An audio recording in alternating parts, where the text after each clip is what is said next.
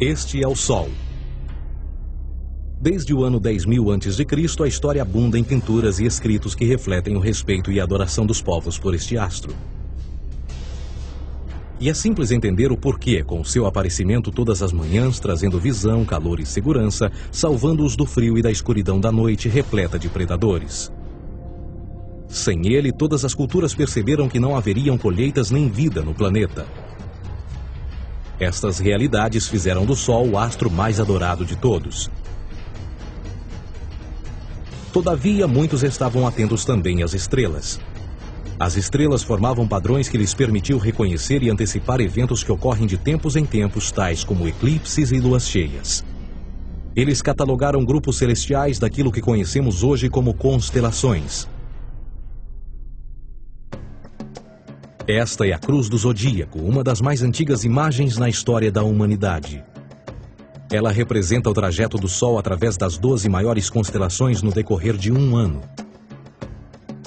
Ela também representa os 12 meses do ano, as 4 estações, solstícios e equinócios. O termo zodíaco está relacionado com o fato das constelações serem antropomorfismos ou personificações, como pessoas ou animais.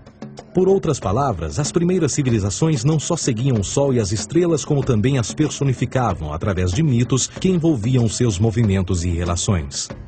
O Sol, com seu poder de dar vida e de salvar, também foram personificados como se representasse um criador ou um deus. Deus Sol, a luz do mundo, o salvador da humanidade. Igualmente, as 12 constelações representaram lugares de viagem para o Deus Sol e foram nomeados por elementos da natureza que aconteciam nesses períodos de tempo. Por exemplo, Aquários, o portador da água que traz as chuvas da primavera.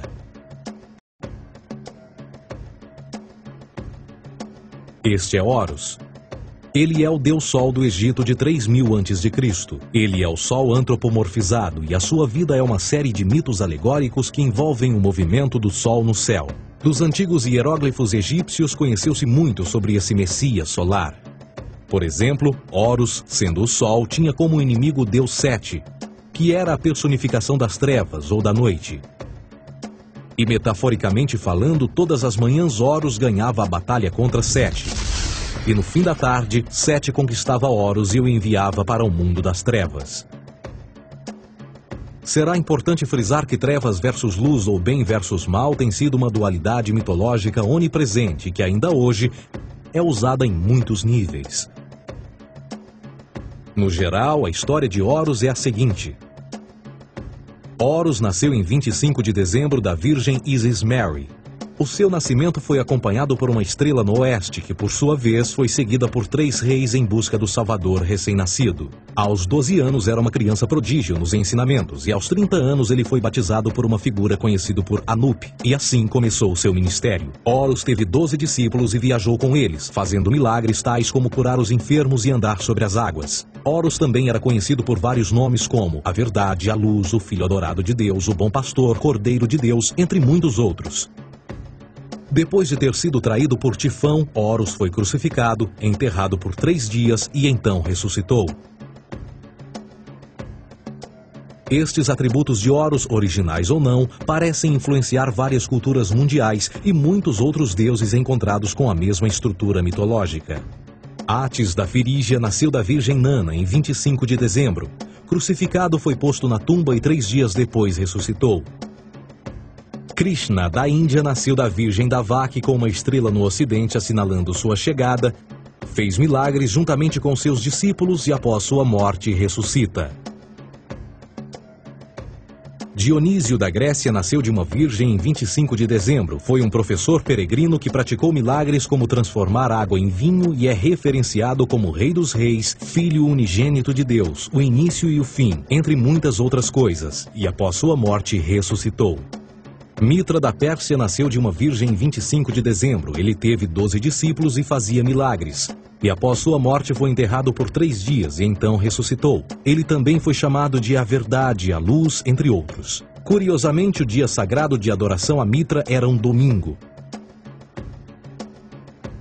O que importa salientar é que existiram inúmeros salvadores em diferentes períodos em diversos lugares da Terra que preenchem essas mesmas características. A pergunta que não quer calar: o porquê desses atributos? Por que o nascimento de uma virgem em 25 de dezembro? Por que a morte e a ressurreição após 3 dias? Por que os 12 discípulos ou seguidores? Para descobrirmos, vamos examinar o mais recente dos Messias solares. Jesus Cristo nasceu em 25 de dezembro em Belém. Ao nascer foi anunciado por uma estrela no ocidente que seria seguida por 3 reis magos para encontrar e adorar um novo Salvador. Tornou-se pregador aos 12 anos, aos 30 anos foi batizado por João Batista e então iniciou seu ministério. Jesus teve 12 discípulos que viajaram com ele praticando milagres como curar doentes, andar sobre a água, ressuscitar mortos. Ele também é conhecido como Rei dos Reis, o Filho de Deus, a luz do mundo, o início e o fim, o Cordeiro de Deus, entre muitos outros. Depois de ter sido traído por seu discípulo Judas por 30 moedas de prata, ele foi crucificado, posto em uma tumba e após 3 dias ele ressuscitou e ascendeu aos céus. Em primeiro lugar, a sequência do nascimento é completamente astrológica. A estrela no ocidente é Sírius, a mais brilhante do céu noturno, que a cada 24 de dezembro se alinha com outras 3 estrelas brilhantes no cinturão de Órion. Essas 3 estrelas brilhantes são chamadas hoje, como eram na antiguidade, 3 reis, 3 Marias no Brasil e Portugal. Os 3 reis e a estrela mais brilhante, Sírius, todas apontam para o nascer do Sol em 25 de dezembro. Esta é a razão pela qual os 3 reis seguem a estrela a oeste em uma ordem que apontam ao amanhecer. O nascimento do Sol.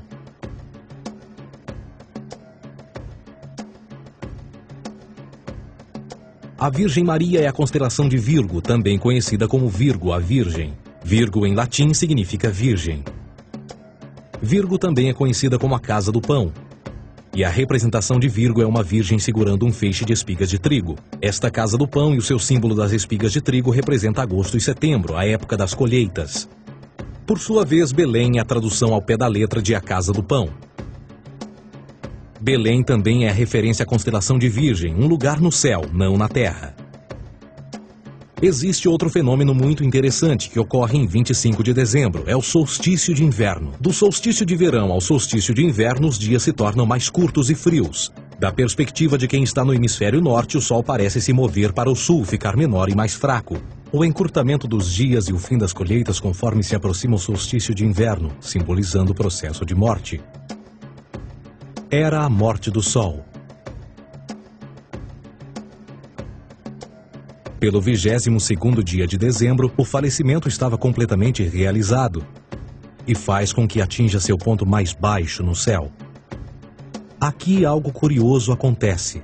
O Sol para de se mover por 3 dias.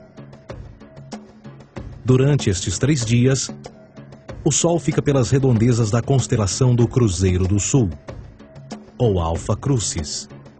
Depois desse período, em 25 de dezembro, o Sol se move 1 grau, dessa vez para o norte, trazendo perspectiva de dias maiores, mais calor e a primavera. E assim se diz: o Sol morreu na cruz, ficou morto por 3 dias, apenas para ressuscitar ou nascer mais uma vez. Esta é a razão pela qual Jesus e muitos outros deuses solares compartilham da ideia de crucificação, morte por 3 dias e o conceito da ressurreição. É o período de transição do Sol antes de mudar para a direção contrária no hemisfério norte, trazendo a primavera e assim a salvação. Todavia, eles não celebram a ressurreição do Sol até o equinócio da primavera, ou Páscoa. Isto é porque no equinócio da primavera o Sol domina oficialmente o mal, as trevas, assim como o período diurno se torna maior que o noturno. E o revitalizar da vida na primavera emerge. Agora, provavelmente, a analogia mais óbvia de todas neste simbolismo astrológico são os 12 discípulos de Jesus.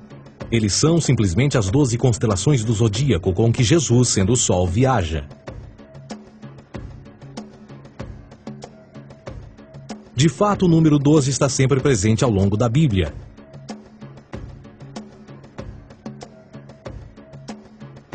Voltando à cruz do zodíaco, o elemento figurativo da vida é o Sol. Isto não é uma mera representação artística ou ferramenta para seguir os movimentos do Sol. Era também um símbolo espiritual pagão. Uma logografia similar a isto.